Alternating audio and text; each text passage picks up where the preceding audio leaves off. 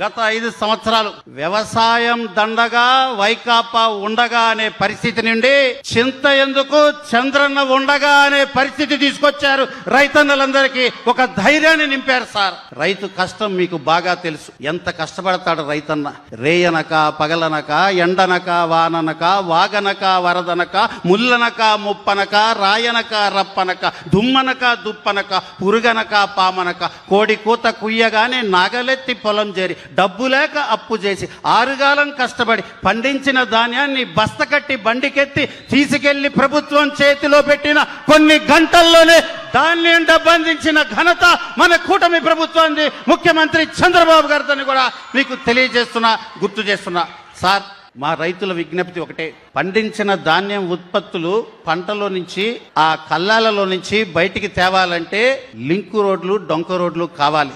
రీకార్టింగ్ cost ఎక్కువ అవుతుంది. అక్కడే పొలంలో ట్రాక్టర్ లోడ్ చేసుకొని ఆ ట్రాక్టర్ గుండా లింక్ రోడ్డు గుండా బయటికి తెచ్చి లారీలకు లోడ్ చేయటం డబల్ కాస్ట్ అవుతుంది.